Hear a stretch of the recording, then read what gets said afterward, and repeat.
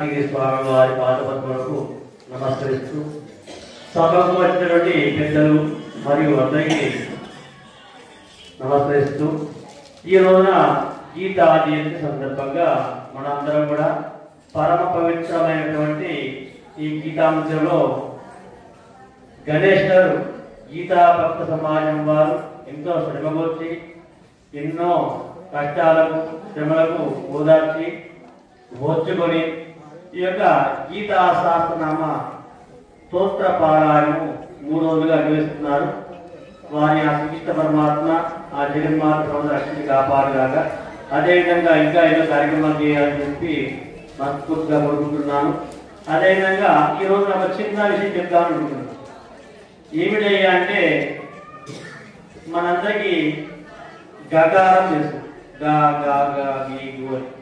ఆ యొక్క గకారంలో 4 అక్షరాలు మనం నేర్చుకున్నట్టయితే మన జన్మ తెలుస్తుంది.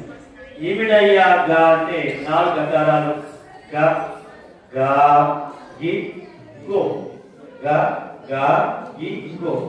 ఈ 4 అక్షరాలు పట్టుకున్నట్టయితే మన జన్మ తెలుస్తుంది. ఇలా ఆగుతుంటారు. గ అంటే గంగా, గంగా స్నానం చేసినట్టయితే మన దేహం శుద్ధి అవుతుంది. ఆ యొక్క దేహ శుద్ధి వల్ల మనము ఒక నిలకడగా ఉంటాం. అదేవిధంగా గా గా అంటే గాయత్రి మంత్రం. గాయత్రి మంత్రం చేత మన అంతర్శుద్ధి కలుగుతుంది. గాయత్రి మంత్రం ఇచ్చిన మంత్రం లేదు. ఆ మంత్రాన్ని మనం స్మరణ చేసినట్టయితే ఎటువంటి పాపలు తొలగిపోతాయని చెప్పేసి శాస్త్రం చెప్తుంది. ఈ విధంగా గాయత్రి మంత్ర జప ఫలం చేత ఎన్నో విశేషాలు ఉంటాయి కాబట్టి గాయత్రి మంత్రాన్ని ఇద్దరు పఠించేయాలి. అదేవిధంగా గీ అంటే గీతా పఠనం, భగవద్గీత పఠనం చేత మనం మోక్షాన్ని పొందుతాం. మనకు జన్మరాహిత్యాన్ని పొందించేది ఏంటంటే భగవద్గీత.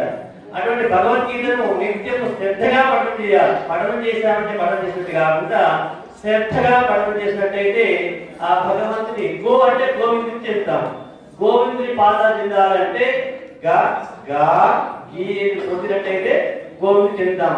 ఈ విధంగా గోవిందుని యొక్క నామస్మరణ పొందాలి, గోవిందుని పాదాలు పొందాలంటే ఈ యొక్క గగాన్ని పెట్టుకోండి, జన్మను రాహిత్యం చేసుకోండి.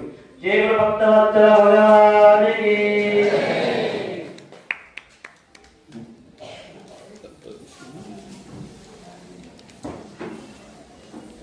ఆత్మ బంధువులారా,